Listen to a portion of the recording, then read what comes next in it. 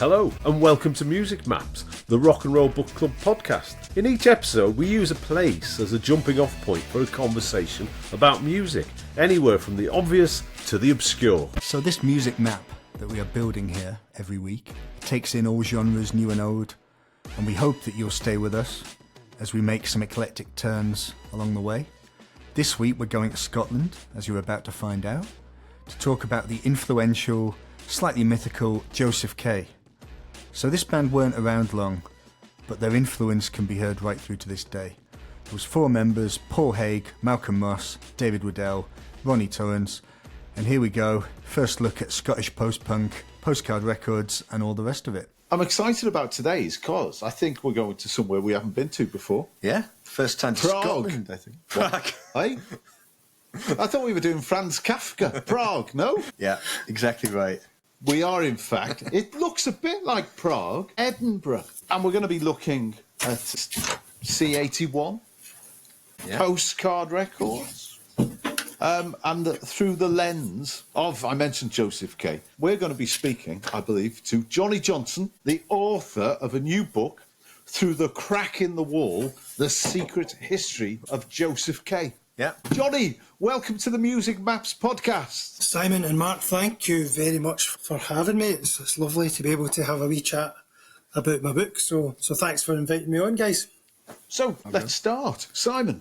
So to start off with, can you just describe for us the Scotland of the 70s? Because one thing I noticed was, seems like a much more violent place than it perhaps is today. I felt that anyone I spoke to about that, whether it was Paul Haig or Malcolm Ross or Ian Rankin or any of the people I asked that question of in the book, there was a consistency about their answer there. Everybody said that the 70s was just a horrendous time.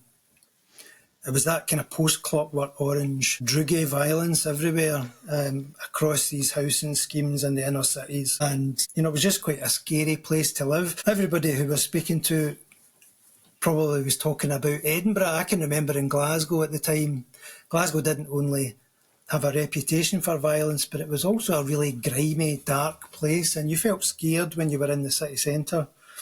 So I think it was probably quite a depressing time for many people, and I think probably that gave rise to a lot of the spirit of punk, I suppose, with a lot of disaffected young teens in the mid-70s who were kind of accustomed to that lack of opportunity and, living in poverty and having to deal with that kind of thing on their doorstep. So I think it was pretty commonplace. And I mean, I was just a wee boy then. I was only about 7 or 8. I was 10 when punk happened. So I don't recall it, with great clarity, but I do remember it being a pretty dark and scary place, the city centres of our country. So Josef K, I understand, meet at high school in Edinburgh. It's the Firrhill High School. Whereabouts is that in Edinburgh, Johnnie? Yeah, so it's kind of on the south side of the city. It's in a suburb. Now there's kind of like a few adjoining affluent areas, and there's a kind of couple of really urban inner city schemes right in the middle of that. So the school was quite a comprehensive school. So taking in its core clientele from right across that whole section of the southern part of Edinburgh, but by and large, probably about 2/3 to 3/4 of the school population was made up of people from the really impoverished housing schemes. Paul and Malcolm and Ronnie lived in a slightly more affluent area, but they were part of the catchment for that school. So, and they had, probably by comparison to a lot of the pupils at Firrhill, quite a well-heeled upbringing. So it was a bit of a shock to them, I think, to be was the school noted for any, was it academically kind of excellent, or just was it an ordinary school? I'm thinking, so here's my thoughts, because it's taking kids largely from an impoverished area, that kind of suggests maybe nothing special. But when we think of Josef K, we think, these are quite intellectually, interested people. So what was the school? Yeah, was it a place people wanted to send their kids because they got a good education? I would imagine, like most schools, that there wasn't anything that made it particularly distinctive other than the fact it was new. So I think it had been built about 1960 or 61. So by the time the guys went to secondary school just at the beginning of the 70s, it was still fairly new, so it was kind of state of the art with all the facilities that a modern comprehensive school would have. But I don't think it had a very good reputation. In fact, quite frequently when I spoke to Malcolm and Paul, they were saying, the janitors at their school would warn them about going to Firrhill. It was going to be a different kind of experience from the experience they'd had in primary school. It was music, essentially. So the band meet, and the thing that binds them is their interest in music. Yeah? Yeah, so what would they have been listening to? Yeah, probably quite different things in some respects, but I think probably the unifying force was like Bowie and T-Rex, like most people who were maybe 12 and 13, or a little bit older, probably were excited by those guys. Malcolm liked the Faces and the Stones and that kind of thing as well. Paul insists that he was listening to Sister Ray by the Velvets when he was 10, and he kind of knew it off by heart, and so he was probably a little bit more adventurous in his habits and the things he listened to. Probably was somebody who lived nearby, I think, a bit of an older guy who kind of introduced them to the darker side of things, and he kind of started to get into the Velvets from a very early age. Ronnie liked kind of soul music, so and you can maybe see that, just in Josef K's music, the accommodation of those disparate influences, I suppose. And then, of course, with punk kind of twisting that into a new shape altogether. Yeah, so punk comes in as a key influence a little bit later, I guess. There's this Clash gig at the Playhouse in Edinburgh, May of 77, and I think that becomes hugely significant in the city itself. Well, I think it was one of those, everybody started a band kind of, the Velvet Underground story. Free The trade myth hall. that everybody who heard them started a band. And I think there's the same kind of impact in Edinburgh on the back of the Clash's gig. But interestingly, and I think, it's a point I was keen to make in the book, it was less about the Clash and it was more about the bands who supported the Clash. So Subway Sect. Subway Sect, and I know the Slits were there. And the Jam, I think. And I think that's it. So, and I think it was Subway Sect that really grabbed a section of the audience as being quite unique, and something that they really wanted to follow and imitate. And it was Subway Sect frontman Vic Goddard and how he looks and how he comports himself that has this magical pull on so many who attended that gig in Scotland. Absolutely. I know you mention in your book, you do reference a recent book, Hungry Beat, by Douglas McIntyre. And we were very lucky. We had Douglas down here a year or so ago. And that event, we talked about the book, and we were lucky to get Vic Goddard along. So we heard some of Vic's maybe scant memories of that time almost 50 years ago. But this is what's kind of remarkable. Is it remarkable that it's Edinburgh and not Glasgow? But it is certainly, as you're saying, fascinating that it was not so much the Clash, but Subway Sect. Or the Jam. Well, Subway Sect and the Slits, I think.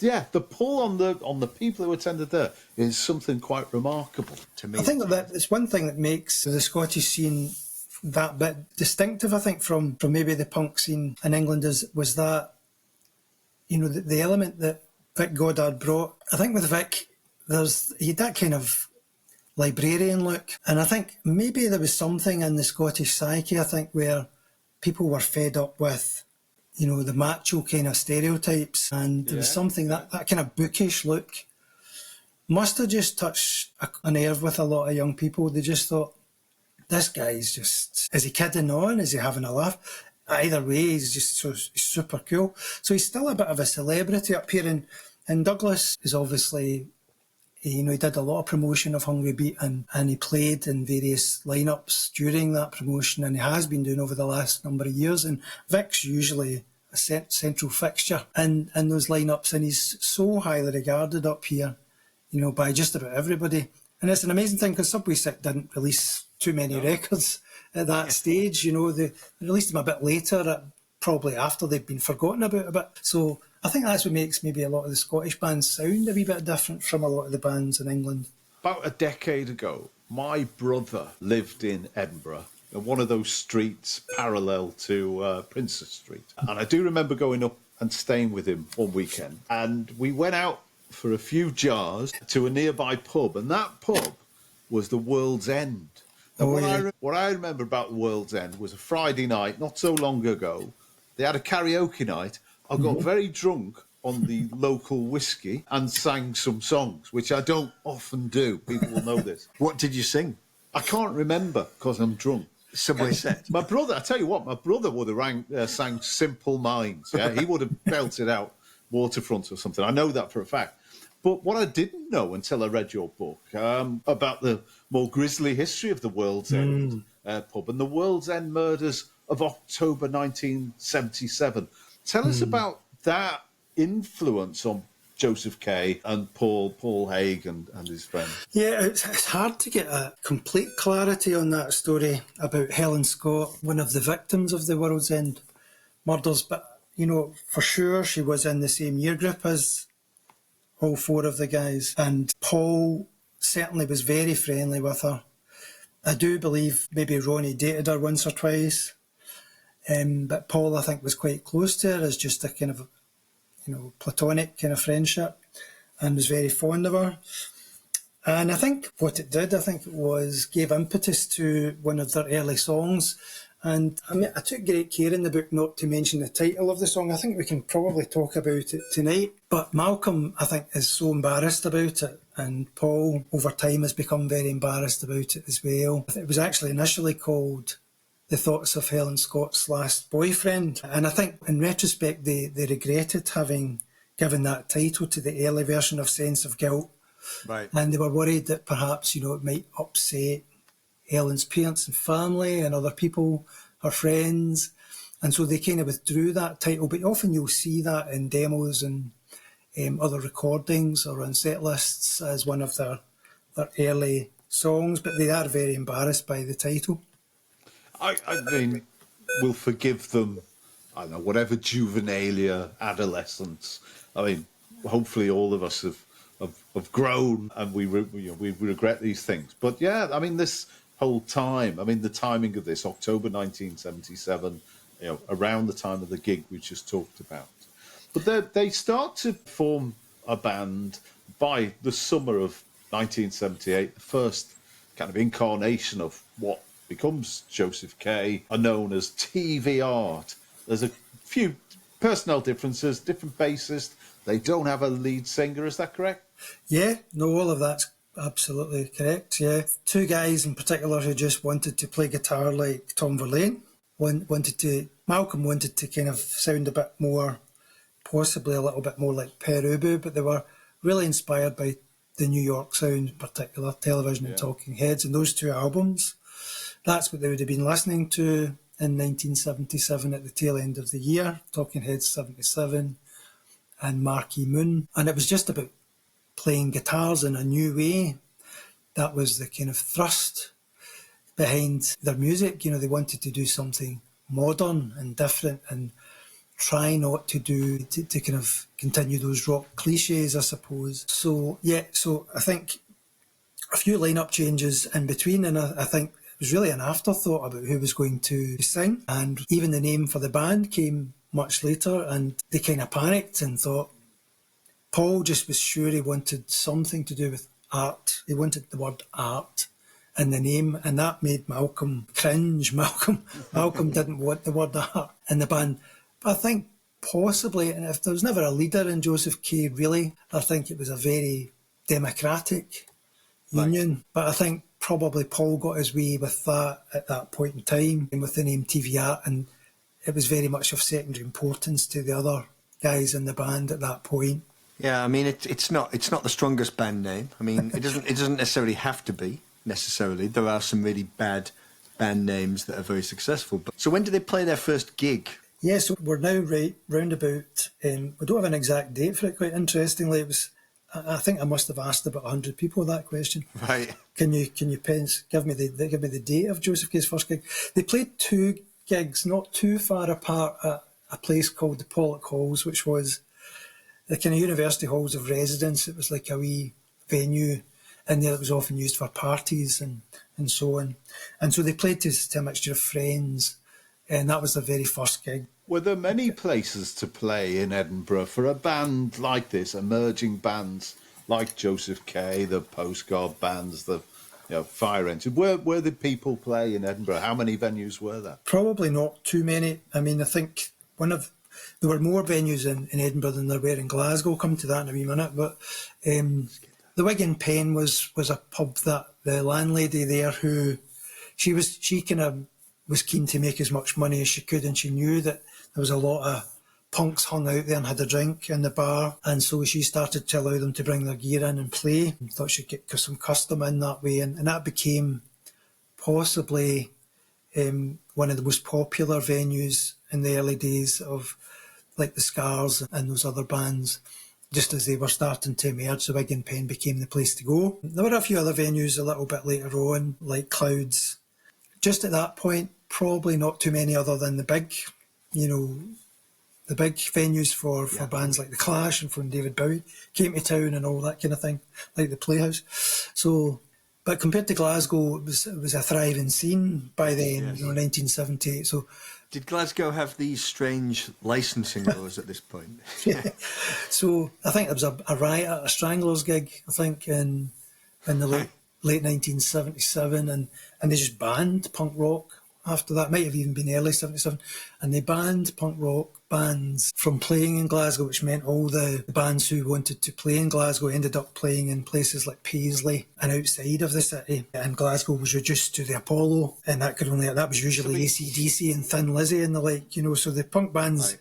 That's why the punk scene took a lot longer to ferment, I think, in Glasgow, because there wasn't really a local scene. To be fair, there's that, people taking axes to throw at suicide when they support Clash. I'm quite happy that Glasgow Council took a hardline stance on this. But going back to the band, David Waddell becomes the band's new bassist. What brought about that change? So, I mean, they had at that point, before David came on board, they had Gary McCormack, who was just this big, tall, skinny guy who wore a leather jacket and looked a bit punky, and they had a vacancy for a bassist. They needed somebody to play bass, and they basically just spotted this guy, and Malcolm went up to him and said, "Do you want to play bass in our band?" And the guy said, "Yeah." So Gary said, "Yeah." And he didn't play bass, he played guitar, but he transferred to bass and started playing bass. But there was a disconnect immediately, where they just felt that he's got a kind of completely different sensibility, musical sensibility. So I think it just always felt awkward and uncomfortable from the word go, with Gary's love of the Stranglers and the Pistols and the kind of more gobby punks, where Malcolm and Paul didn't really see themselves as punk at all. So, there's only so long that can continue, where it just reaches breaking point. And there wasn't a fight, as you probably find out and you've read in the book, that Josef K didn't ever fight. They were kind of too anxious to get into arguments, I think, too non-confrontational. But I think, so there was a dilemma. They just knew that Gary wasn't the right fit, and I think they passed the baton back and forth, Paul and Malcolm, and even they'll give you different accounts about who it was that pulled the trigger. But he had to go, and eventually, I think one of them said, "It's time for you to go," but it was him that said it. And pointing to, so Paul said it was Malcolm that said it, and Malcolm said it was Paul, doesn't want you in the band. So they blamed one another, really. But I think it was the best decision they made. I think. Well, you say Davey has this unique sound as a bassist, so he's not aping Jean-Jacques Brunel. But you say he kind of comes in, he's got the cheapest bass ever made, strung with strings that somehow feel or sound like elastic bands. But that then creates, I say, a different bass sound, and a bass sound that's unique, or certainly fits in with this Josef K style. Because, again, if you think about the guitarists, they're a band that have no lead guitar. That's right. They've got the bass, but it's essentially 2 rhythm guitars and no lead. Again, does this feed back to their liking of the Talking Heads and those more angular bands. I mean, the Velvets. There's Lou, I think, eschewed lead guitar in the occasional interview. Yeah, Is that right? No, that's it in a nutshell. I think they must have read one or two interviews with Lou Reed where he said something along those lines, like lead guitars are shit. So that was gospel, that was word to Malcolm and Davy being devotees of the Velvets and Lou Reed. So yeah, we'll put that into practice and make sure we don't have any lead guitars. But you're right, with Davy's actually in many ways the unsung hero of Josef K. I mean, I think as the story, as I kind of got deeper into the story, I just thought how vital he was. Full of admiration for him. You imagine somebody can't play the guitar or play the bass at all, and you're hanging out with these guys who are your favourite bands. They're your friends too. And then suddenly you're kind of thrust into the spotlight with a bass guitar under your nose, and you really don't know what you're doing with it at all. It's a little bit like Stuart Sutcliffe. He was very reliant on Malcolm and Paul to kind of, Malcolm in particular, I think, to just guide him through some of the bass lines. And I think some of the early bass lines, the sound he makes is kind of like, a little bit like early Joy Division. But I think it's interesting as time goes on, the bass becomes kind of more prominent and more adventurous, and almost replaces the need for a lead guitar. It dances around those songs, and it kind of pulls those songs in different directions. And so I think it's an amazing thing, that transformation from being completely useless and unable to play any instrument to being a really vital component part of one of the best bands of the time. So the first attempt at a demo doesn't really go that well, but the second go with ex-Bay City roller Nobby Clark fares a lot better. And then I think around this time they go with the name change. So what's the decision behind choosing? But the reason behind that decision is Stephen Daly, really. So Stephen and Malcolm had obviously encountered one another at a Susie and the Banshees gig and realised that one another, they were both in bands and kept in touch. And as I said, their kind of careers would kind of intertwine from that point onward. But Stephen was really important at that stage. And he was also having a bit of a problem himself in Orange Juice. I don't think he was too happy with the way things were being done in Orange Juice and with Alan Horn's kind of authoritative style. And he didn't like the lovey-doveyness of the kind of factory wannabes Postcard. And he just felt a little bit, on the margins there. So he kind of gave Alan a few ultimatums. Alan, I think, just ignored them, and he said, right, I'm out of here. And I think in order to prove his point, he thought, I want to get a record out. So he got a record out by the Fun 4, and then following that, swiftly on from that, he thought, I'll record something with TV Art, but there's no way I'm releasing anything by a band called TV Art. I'm happy to release something by you because I know you're good and you've got a lot of potential, but you'll have to change your name or I'm not doing it. If truth be told, the others were quite keen on the name change, and even Paul by then was probably quite happy to consider a name change as well. And so it wasn't like Josef K had been something that was something they'd thought of for quite some time. Malcolm, I think, had a vague recollection of a guy at school who was thinking about starting a band, and he said, I think I'm going to call my band Josef K, and that just stuck in his head. But he asked this guy, his school chum, if it'd be okay to use it, and he said yes, and then he suggested it to the other guys. And probably, like you mentioned earlier on, they're at that stage where they're quite happy to be seen as budding intellectuals, and it was a nice reference point maybe for them to use, and it was the end of TV Art, which was more important, I suppose. Franz Kafka reference that ends up being the name of the band. But I just wanted to mention Stephen Daly that we mentioned there. He was in Orange Juice, and he was also one of the people behind Postcard Records. Around this time, they do a couple of gigs with future label mates Orange Juice. The first single, Chance Meeting, comes out in late 1979 on the Absolute label because Postcard Records weren't interested in Josef K at this stage, is that right? It took Alan a long time to come round to the idea of putting anything out by Josef K. And So this is what's Alan been written Horn, in the book. Alan Horn, yeah, sorry, head forgive me. Alan Horn was really important to Joseph K in that he afforded them an opportunity to make music for a kind of pretty trendy label, which got them a lot of attention. So at the same time, he didn't like them. He wasn't interested in their music. He far preferred Orange Juice and even the Go-Betweens, who were there briefly. And finally, Roddy Frame became his next pin-up. Those other bands he certainly preferred to Joseph K. But I think it was maybe with a little bit of persuasion from others. And also I think Malcolm and Davey in particular were quite fond of him.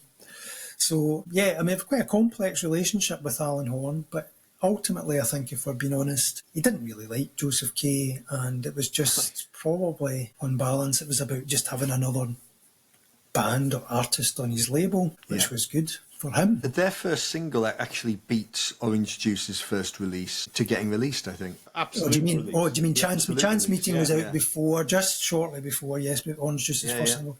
That's right, yeah. Of course, it wasn't Absolute. Johnny, who was the Absolute label then? So this is the first. It's Stephen Daly again, I think. Ab001, yeah? That's right. Yeah, So, Stephen Daly again. it was Stephen Daly, and then as soon as that single was made, he was kind of back behind the drum stool at Orange Juice, because it really didn't do very much, Chance Meeting. It was very much day-to-day, hand-to-mouth stuff. Yeah.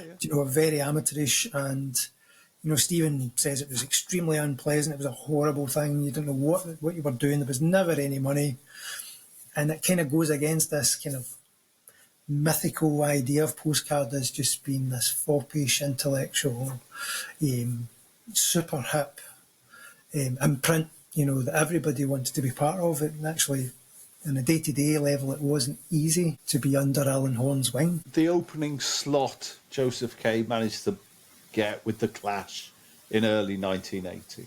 Contradictory reports about that. Some of the guys seem to remember them getting booed quite a lot and some missiles coming their way. Others think it went off without any problem at all.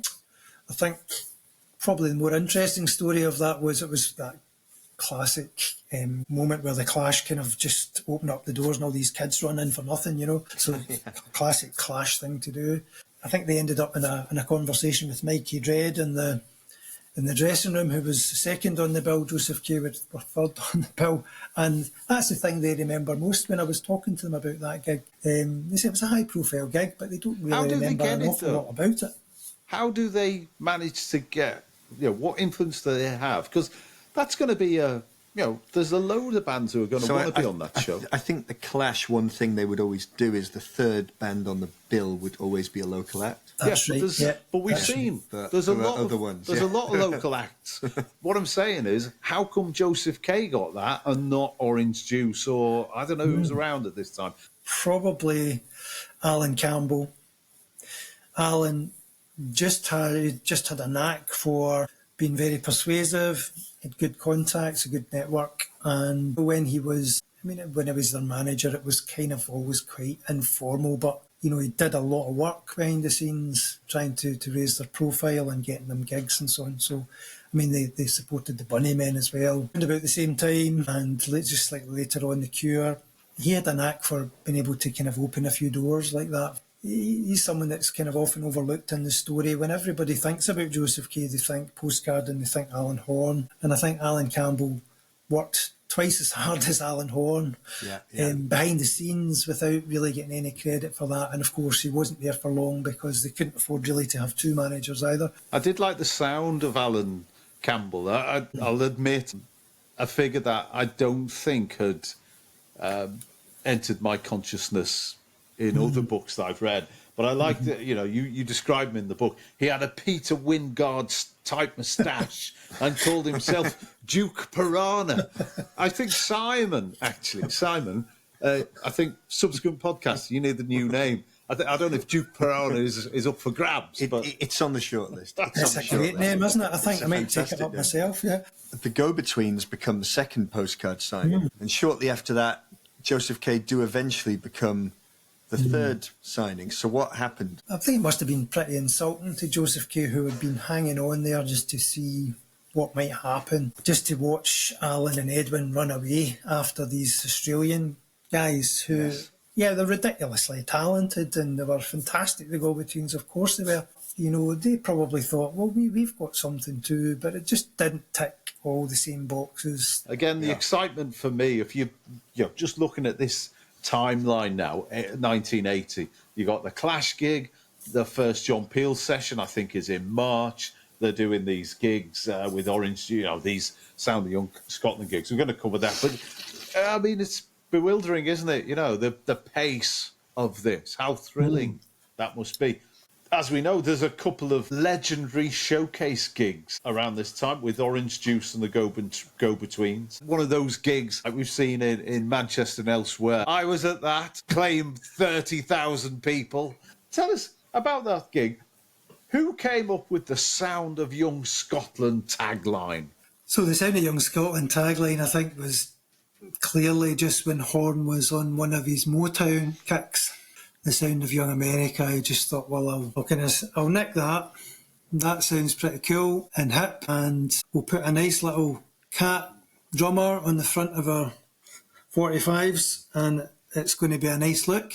You know, just he was quite big on the image, of course, Alan Horn, and he was very good that way with kind of slogans and just anything to get attention. He had a really good knack for that. But yeah, so following the signing of Aztec Camera to Postcard, did Josef K become a bit of an afterthought after that? I think so. Yeah, and I think from then on it was really a competition between Roddy and Edwin, you know, pushing one another on to see who would be Alan Horn's favourite. And I think Josef K could just see the writing was on the wall from that point. I mean, no one's ever said that, but they're just relegated, you know, to down the pecking order. They're kind of bottom of the heap at Postcard.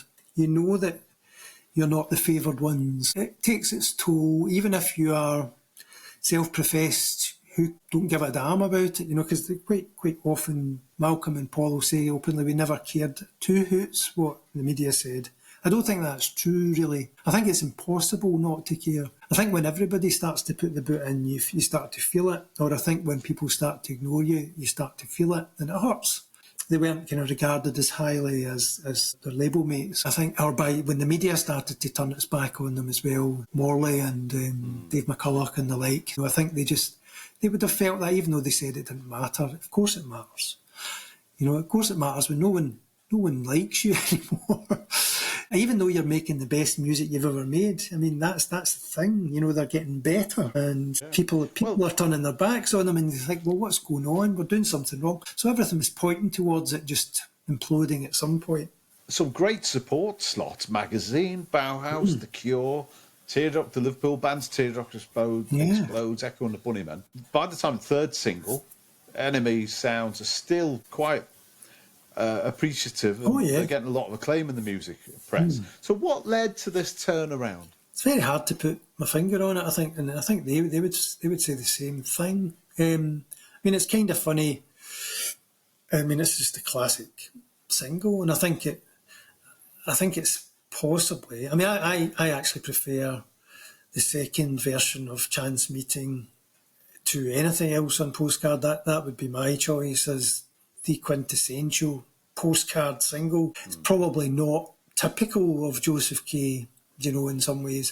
It probably is a bit more like Orange Juice in style. It's kind of funny, it's just got Clash written all over it. It's just such a terrific single. And the one in between those two singles is Sorry for Laughing, which is just an incredibly brilliant single, and it has Revelation on the B-side. So, I mean, those songs they were getting better. It ends up with The Missionary a year after they've split up, that's released, but it's possibly the best thing they ever recorded. And so there's this kind of dichotomy, isn't there? It's like, well, how's that happening? You know, we're making better and better songs, and the music press are kind of turning their back on it. So what's that about? Well, I think it's because the whole scene's changing, isn't it? And everybody's kind of turning towards a kind of brighter, optimistic, more shiny sound. And they then had this inner wrestling match about the album they had planned to release and didn't.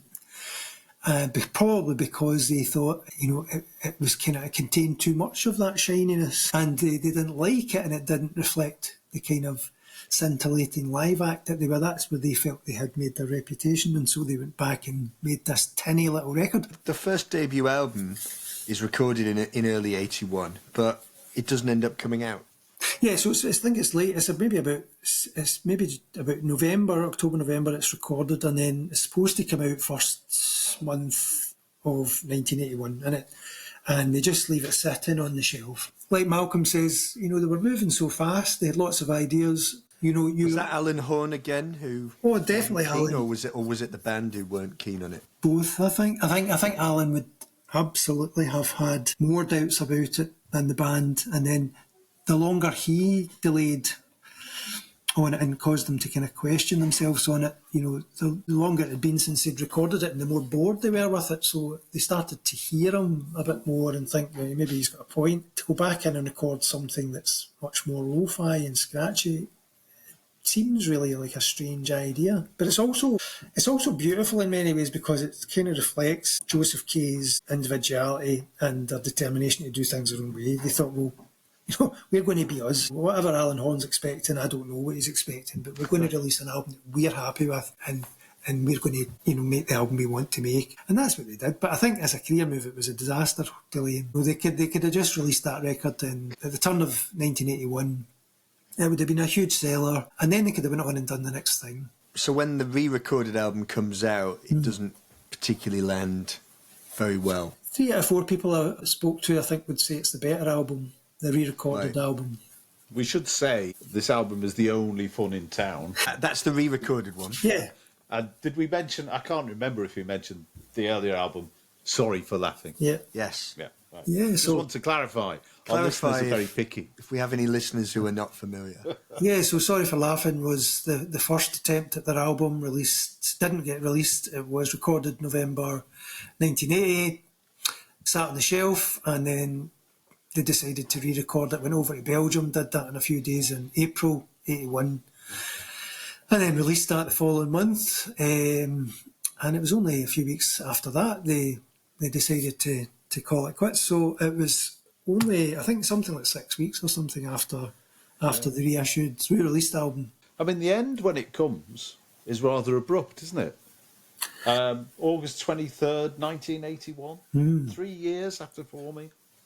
What happened there then? By all accounts, Paul had been, you know, for a long time he wasn't happy, and he just couldn't articulate that. He just didn't know how to say to the others, and the others were kind of probably a bit. I think Ronnie had his own circle of friends, but Davy and Malcolm were very close, and I think Paul felt a wee bit left out, and for lots of different reasons, it just didn't feel the same. And I think maybe for about 6 months, he just felt, I just have had enough, really. And it just came to a head. He just thought, maybe just woke up that morning and thought, I just can't do this anymore. I've had enough of this, and just decided. I imagine, and I tried to make this point, I suppose, in the book, that he probably was waiting to see what the reaction would be. Well, just know the reaction from the others when he said, I'm just leaving the band. Right. Maybe he was kind of thinking they would say, no, you can't, and right. I think they just kind of accepted it. I mean, that decision to re-record the album in hindsight, that kind of looks pretty catastrophic to me. It was catastrophic. It was a disastrous decision. and whatever way you look at the piece of art that emerged from that, whether you think it's a much superior album to the first version of the album, and that's fine if you do, I don't, but just the timing is everything, and things were moving so quickly then that I think you just couldn't afford to delay and procrastinate, and you did. Yeah, and that was the end of them, really, I think, by the time that other album comes out. If they were looking back on it now, the band members, do you think they'd still stand by that decision to re-record? Malcolm's quite stubborn that way. I think he says, it was. He says, I still stand by. I think we made the right decision doing that, but he says, as a career move, it was the wrong decision. But let's be really honest. I think from the beginning, Josef K hadn't planned to stay together for long. They'd said that, and so there was this idea that you said what you wanted to say, and then you stopped. That's one of the reasons there's this myth about the band, because they never went on to make a mess of things. It's all kind of, even if you think, well, that first album is better than the second recorded version of the album, and they were young and they looked amazing and they were no more, and the legend continues. a band with a fairly brief history, 3 years, 5 singles, 1 album. After this book, why do you think, Johnny, they've lingered in the consciousness and had such an influence? Yeah, I mean, there's all kinds of things you could say about that. I mean, one of the things I would say before, I hope you don't mind, when I was kind of trying to arrange some launches and events for the launch of the book, hoped against hope at the back of my mind, as you would, that they might be willing to get together and play a few songs, but immediately they just said, no, we're not doing that, because then people will remember Josef K as 2 guys in their early 60s, Right. receding hairlines, playing old songs and acoustic guitars. What's that? It doesn't stop many. No, but I think that's the point. Willie Nelson's 90 and he's still touring. Not Willie Nelson, but so to me, first thought before my thought is, well, this shows a rare integrity. Yeah, there are elements to that. I mean, Malcolm is extremely principled that way, and I think he just wouldn't like the reputation to be tarnished. Paul is just quite a reclusive guy, so I think it would probably cause him a lot of anxiety doing it now and having to revisit the past, which is something he doesn't really want to do. So there's different reasons for it, but I think I totally respect their reasons. So who were some of the bands that they have influenced since they broke up? Well, every time you mention, or Josef K mentioned in the press, it's kind of prefaced by a hugely influential post-punk band from Edinburgh, Josef K, and you're like, well, okay, tell me who they influenced then, and then people are kind of, they're kind of unable to kind of tell you who they influenced. So there's kind of this kind of paradox where, they'll say, well, The Wedding Present and Franz Ferdinand, and then that kind of, that's the end of it. I think Josef K's music is very much, it sounds modern and it sounds like the modern world and always will do, because, they've never spoiled their reputation by making anything rubbish. There's not many bands who've managed to achieve that, in fairness. But what became of the 4 members after the breakup? Yeah, very briefly then. So Malcolm and Paul continued to make music and are still making music. Paul's making an album just now. He had one out about 2 or 3 years ago. He lives in Peebles. He's got a wee studio out in the back garden. He kind of trades guitars. He's got a home studio, and he's always making music. And it's generally kind of more atmospheric, electronic kind of stuff. Malcolm still plays in lots of bands. He's a taxi driver in Edinburgh. Is he in Orange Juice and Aztec? He was in Orange Juice and Aztec Camera. I know, not a bad CV, is it? Yeah. Not a bad CV, I think so. And he's just a popular guy, and he's always in high demand for various things. So the other 2 guys are now living overseas. So one's in Gibraltar, Davey, and Ronnie's in the Algarve. He's in real estate. So he's into that. Davey works for the television company in Gibraltar. So he went into kind of sound engineering and television production and stuff in the 1980s after the band that he and Ronnie formed together, which was Happy Family with Nick Curry, Momus. Didn't really amount to much, and he kind of left the music biz, Ronnie, around about the same time. So the other 2 are still making music, and I think they always will. When I got this book, I think about 2 weeks ago, I'm pretty sure it was a Friday night. But I opened it up and I thought, right, I've got a couple of minutes before I need to go out. Yeah. And I read the Stuart Lee introduction or foreword, and I was blown away by it. I thought it's a great introduction. I went on Twitter or X and I expressed my appreciation. I just said, if they do awards for book forwards, I don't know if they do, but this one is a shoe-in, yeah? Because I think it's a great bit of writing and it really encapsulates, well, his love. I'm not going to give it all away because people should go and buy the book. Cracking job, I think, with this, Johnny. I think it is a book. Josef K warrant this. As we've said, for a band with relatively small kind of output and a short time span, their influence is way in excess of what that suggests. Right, Mark. True or false? Did this happen, or have I just made it up out of thin air? Original bassist in Josef K, Paul McCormack, later appeared in Martin Scorsese's film The Gangs of New York. That is a great question. I'm going to say yes. He's got to be in it. It's true. Tall, gangly, it's true. with a leather jacket. It is true. Yeah. Wow. Well he appeared in a few films, one of which was that. On the run-out groove of the Chance Meeting single, the words Strawberry Switchblade were screwed. This is indeed true. Now, I was intrigued by this because I don't know why. So, Strawberry Switchblade is a band. Rose, I've forgotten the names now, the two participants. It came later. Yeah. It came later. It's a great phrase, Strawberry Switchblade. Great name for a band. It is, yeah. It's better than Josef K. So, yeah, if anybody knows the answer to this, then let us know. And while you're letting us know, remember to go on and rate the podcast. When I say rate, obviously, if you hate this, don't give us 2 stars, yeah? So what I'm saying is, look, preferably 5. Just get on there and do it. It helps. I think there's only been one person who left a bad review up to now, so that seems quite positive. I'm sorry. I'd love to know who that was. Oh, there's plenty of people. I think I know. Of your many enemies. One more to finish off. Guitar player Malcolm Ross played guitar with Johnny Depp on the soundtrack to the film Chocolat. Now, I know that to be absolutely incorrect. It's true. I didn't know. It's true. It's actually incredibly true. Johnny Depp? Yeah. Wow. Played on a few film soundtracks, one of which was that. It's good. Right, at the end of each episode, we each recommend something. It can be something you've liked for a long time, something you've recently discovered. I'm going to go first. I'm trying to go on the Scottish theme here, and it's not Edinburgh, but it's Glasgow. So it's a photography book. French photographer by the name of Raymond Depardon has a book of photos. He travelled to Glasgow in the 70s, took these incredible colour photos. If you can't get hold of the book, just look it up on Google and you'll find all the pictures. This is my current enthusiasm recommendation. You'll see where I'm going with this. Pinar Kebab of Hoe Street. Pinar Kebab. Now, clearly... there can't be many customers more loyal than you. They're going to be, what do you mean? I hardly ever go. Sarah, my wife, I hardly ever go. But yeah, if they are listening, you never know. You might say, hey, big man, have free kebab. Large doner, chips and a can of Coke. I know your order, so you must go there a fair bit. So yes, let's just repeat that. Pinar Kebab, Hoe Street, E17. The finest kebabs.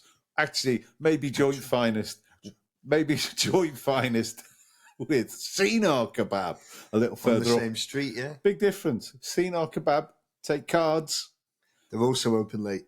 Pinar, cash Goes only. early. What's going on there? Guys, you're losing so much money. So all that remains to be said is, I think, a big thank you to Johnnie Johnston, who we spoke to today for his forthcoming book out on the 11th of June, Through the Crack in the Wall, The Secret History of Josef K., with a foreword by Stuart Lee, published by Jawbone Press. Jawbone Press, of course, released one of our favourite books of last year, which was, Simon? Paul Simpson's Revolutionary Spirit. Talk about quality. Well done, Jawbone.